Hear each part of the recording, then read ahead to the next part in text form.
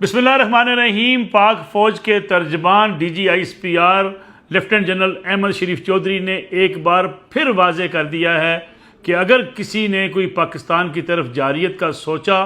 तो उसे भरपूर जवाब मिलेगा। उन्होंने वाज़े तौर पे कहा कि कोई शक में ना रहे कि वो पाकिस्तान की सलामती या खुद मुख्तारी के हवाले से कोई सोच रखता है तो उसे भरपूर तरीके से जवाब दिया जाएगा। आज एक प्रेस कॉन्फ्रेंस हुई, बड़ी इंपॉर्टेंट प्रेस कॉन्फ्रेंस थी। जब से सीज़ फायर हुआ है उसके बाद से इस बात का इंतज़ार किया जा रहा था कि अफवाज पाकिस्तान की तरफ से क्या रद्द-ए-अमल सामने आता है, क्योंकि कुछ खबरें ऐसी भी चली कि सीज़ फायर की खिलाफ वर्जी हो रही है, लाइन ऑफ कंट्रोल पे फायरिंग हो रही है। लेकिन आज DGISPR ने पाक नेवी और एयरफोर्स के सीनियर अफसरान के हमरा एक तफसीली प्रेस कॉन्फ्रेंस की जिसमें इस पूरे ऑपरेशन की तफसीलात के बारे में बताया और साथ ये भी बताया कि किस तरीके से सीज़ फायर किया गया। वाज़े तौर पे पाक फ़ौज के तर्जमान ने कहा कि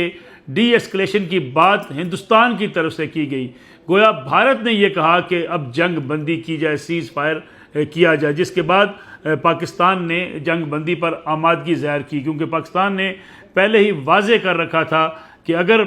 पाकिस्तान के ख़िलाफ़ जारियत की जाती है तो उसका मुंह तोड़ जवाब दिया जाएगा। और फिर पूरी कौम ने देखा कि किस तरीके से मुंह तोड़ जवाब दिया गया। पूरे मुल्क के अंदर आज भी जश्न का एक समा था। हर शहर, हर बस्ती, हर कोने में आज रैलियां निकाली गईं। अफवाज पाकिस्तान से इजहार यकजहती किया गया और पाक फ़ौज के सिपहसालार जनरल सैयद आसिम मुनीर के हक़ में और अफवाज पाकिस्तान के हक़ में पूरे मुल्क के अंदर मुख्तलिफ सियासी जमातों ने रैलियाँ निकाली, मुख्तलिफ सिविल सोसाइटी के लोग बाहर निकले, तलबा और ख़वातीन बच्चे बाहर निकल आए। उन्होंने पाक फ़ौज के जवानों को भरपूर तरीके से खराज तहसीन पेश किया। अगर देखा जाए तो जिस तरीके से पाकिस्तान ने भारत को मुँह तोड़ जवाब दिया है, उससे मिडिल ईस्ट के ममालिक, जो अरब ममालिक है, वहाँ पे भी अगर आप सोशल मीडिया को जाकर देखें तो आपको नज़र आता है कि लोग खुशी का इजहार कर रहे हैं। हत्ता कि एक ने बड़ी खूबसूरत बात लिखी, उसने कहा कि मुसलमान ममालिक को अपने ऊपर आग के गोले बरसते हुए देखते हुए उम्र गुजर गई थी, लेकिन पहली बार मुसलमान मुल्क की तरफ से अपने दुश्मन के खिलाफ गोले बरसते हुए देखा है तो आंखों में ठंडक पड़ गई है, दिल को सुकून मिला है। इस प्रेस कॉन्फ्रेंस की दीगर तफसीलात में जो बड़ी इंपॉर्टेंट चीज़ है, जिसमें उन्होंने वज़ीर-ए-आज़म पाकिस्तान शहबाज शरीफ और उनकी काबीना की बड़ी तारीफ़ करते हुए वाज़े तौर पे कहा कि उन्होंने जो फ़ैसले किए, उनकी कायदाना सलाहियत और जुर्मंदाना फ़ैसलों ने पाकिस्तान को फ़तह से हमकिनार किया और साथ ही बिला तफरीक तमाम सियासी जमातों का, मुल्क की सियासी जमातें, अपोजिशन की सियासी जमातें, हुक्मरान इत्तेहाद में शामिल सियासी जमातें, तमाम का उन्होंने शुक्रिया अदा किया कि तमाम तर इख्तलाफात के बावजूद सियासी जमातों ने जो किरदार अदा किया है वो काबिल तहसीन है। तमाम सियासी जमातें इस नाजुक मरले पर जो है वो फ़ौज के साथ खड़ी हुई और उन्हें दुश्मन को ये बता दिया कि पाकिस्तानी दुश्मन के हवाले से, हिंदुस्तान के हवाले से मुत्तहिद हैं। साथ ही साथ DGISPR जनरल अहमद शरीफ ने बड़े ऑपरेशन के हवाले से जो चीज़ें सामने रखी उसमें बताया गया कि पाकिस्तानी फ़ौज का मोटो ये है, पाकिस्तानी फ़ौज की ट्रेनिंग ये है और ये जो है वो कमिटमेंट है पाकिस्तानी फ़ौज की कि वो सिविलियन को टारगेट नहीं करेगी। इसलिए जो 26 टारगेट हमने किए वो सारे बड़ी मुहारत के साथ हमले किए गए ताकि किसी सिविल आबादी को इसका निशाना ना बने। जबकि भारत ने जो पाकिस्तान पर हमला किया था उसने सिविलियन आबादी को, मसाजिद को, बच्चों को और ख़वातीन को निशाना बनाया था। साथ ही साथ उन्होंने ये बताया कि जो पाकिस्तान ने टारगेट्स तय किए उसमें जो सारा F1 और F2 जो मिज़ाइल हैं हमारे, उनका इस्तेमाल किया गया। फ़ज़ाइया और अटरली के ज़रिए दुश्मन को जो है उनके ऊपर जो है वो हमला किया गया और ये साबित किया गया कि किस तरीके से पाकिस्तानी अपना दिफा करना जानते हैं। साथ ही साथ उन्होंने बताया कि कौन कौन से जो एयर फील्ड्स थी और ख़ास तौर पे वो जगह जहां पाकिस्तान के ऊपर हमले किए जा रहे थे, सिर्फ उन जगहों को हाईलाइट करके, उनको फिक्स करके उन्हीं को निशाना बनाकर तबाह किया गया। अगर देखा जाए तो पूरी जंग के दौरान जो पाकिस्तान को फ़तह नसीब हुई, इसके टेलीग्राफ जो मारूफ बरतानवी अखबार है वहाँ पे भी अमेरिकन सहाफ़ियों ने भी और हिंदुस्तान में बसने वाले सहाफ़ियों ने भी अपनी हुकूमत के ख़िलाफ़ शदीद नुक्ताचीनी की है और ये कहा है कि मोदी सरकार जो है वो सरेंडर कर चुकी اور ان کے پاس کوئی اب جواب اپنی عوام کو دینے کا نہیں ہے۔ جبکہ آج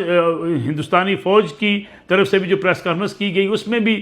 بڑی نازک صورتحال تھی ہندوستانی فوج اور ان کے ترجمانوں کے لیے، کہ جب بار بار ان سے پوچھا گیا کہ وہ کہہ رہے تھے کہ ہم نے پاکستانی طیارے گرائے، تو جب یہ سوال کیا گیا کہ پاکستانی طیارے کتنی تعداد میں گرائے گئے، کون کون سا طیارہ گرایا گیا، تو آئیں بائیں شائیں کرنے کے علاوہ ان کے پاس اس کا کوئی جواب نہیں تھا۔ انہوں نے کہا جنگی ماحول ہے، تعداد بتائی نہیں جا سکتی۔ گویا ایک ایسا جھوٹا بیانیہ جو میڈیا سے شروع ہوا اب ان کے فوج کے ترجمانوں تک پہنچ چکا ہے۔ لیکن اگر دیکھا جائے تو اس پوری جنگ میں جس طریقے سے ٹیلی گراف نے بھی اپنی سٹوری دی کہ پاکستان نے یہ ثابت کر دیا کہ یہ فضائی جنگ اب ایک نئی خاموش ندیدہ ناقابل تسخیر صورتحال سے دوچار ہو چکی ہے، اور پاکستان کی فضائی حدود میں داخل ہونا اب آسان نہیں رہا، بلکہ جو بھی پاکستان کی فضائی حدود میں داخل ہوگا اس کا بچ کر جانا مشکل ہے، کیونکہ طویل عرصہ سے یہ تیار کردہ منصوبہ جو ہے یہ اس کو ایکٹیو کر دیا گیا، اور فضائی برتری کا جو فسانہ تھا پاکستان نے وہ توڑ ڈالا ہے، اور بھارت کے لیے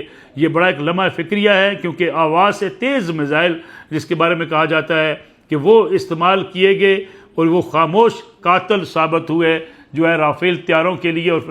رافیل طیارے کو بھی ایک کو بھاگنا پڑا، دوسرا اس کا نشانہ بن گیا۔ اور یہ جو اس وقت صورتحال ہے پاکستان کے سیٹلائٹ دفاعی نظام کی، اس میں یہ بھی لکھا جا رہا ہے دنیا بھر کے مختلف اخبارات کے اندر کہ 300 کلومیٹر دور پاک فضائیہ کو رہنا پڑتا ہے، کیونکہ اگر وہ 300 کلومیٹر کے قریب آتے ہیں تو پھر ان کا بچنا مشکل ہے، چونکہ اس خطے میں اب کھیل بدل چکا ہے، پاکستان کی فضائی حدود محفوظ ہو چکی ہے، اور چین اور پاکستان کے مابین جو خاص طور پہ دفاعی معاملات میں ہم آہنگی پائی جاتی ہے اور جو کولیبریشن ہے، اس سے اب دنیا کے لیے یہ بات بڑی واضح ہو چکی ہے کہ چین کی ٹیکنالوجی، پاکستان کے پائلٹس، پاکستان کی پاک فضائیہ، پاکستان کا دفاعی نظام اس قدر مضبوط ہو چکا ہے کہ اب ہندوستان کی فضائیہ جو ہے اس کے لیے بڑا مشکل ہو گیا ہے کہ وہ پاکستان کے اوپر حملہ آور ہو سکے۔ ان اگر مضامین کو دیکھا جائے تو چین کی بھی برتری اس خطے کے اندر بڑی واضح طور پہ ثابت ہوتی ہے کہ چین ٹیکنالوجی کے میدان میں بہت آگے نکل چکا ہے۔ PL-15 کی بات ہو رہی ہے،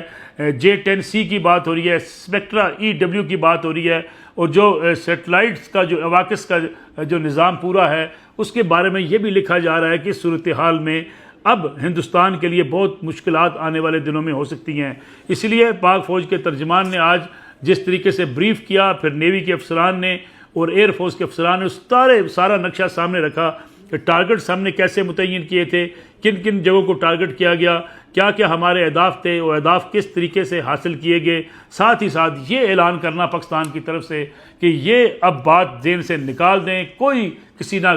غلط فہمی میں رہے، نہ کسی شک میں مبتلا ہو کہ اب پاکستان کی طرف سے وہ میلی آنکھ سے دیکھ سکتا ہے۔ پاکستان کی خود مختاری اور سلامتی کے حوالے سے جو کچھ چیزیں اب پاکستان کے ایک ٹھوس مربوط نظام کا حصہ بن چکی ہیں، یہ پاکستانی عوام کے لیے بھی خوشخبری ہے، اور اس خطے میں جو طاقت کے توازن کی بات کی جاتی تھی، بھارت کی بالادستی کی بات کی جاتی تھی، اب وہ ایک محض خواب بن کر رہ چکی ہے۔ ہندوستان میں مودی سرکار شدید تنقید کی زد میں ہے، مودی کے اپوزیشن جماعتیں شدید تنقید کر رہی ہیں، وہاں کے صحافی تنقید کر رہے ہیں، اور وہاں کے جو خاص طور پہ سول سوسائٹی ہے اس کی طرف سے شدید تنقید کا سامنا۔ اور آج کی جو پریس کانفرنس تھی ہندوستانی فوج اور ان کی ایئر فورس کے جو سپوکس پرسن کی طرف سے، اس نے رہی کئی کسر بھی نکال دی ہے کہ نہ ان کے پاس جوابات تھے، نہ ان کے پاس اس پورے جو کچھ انہوں نے کیا اس کے بارے میں کچھ شواہد تھے۔ محض یہ کہہ دینا کہ جنگی ماحول ہے اور بہت ساری چیزیں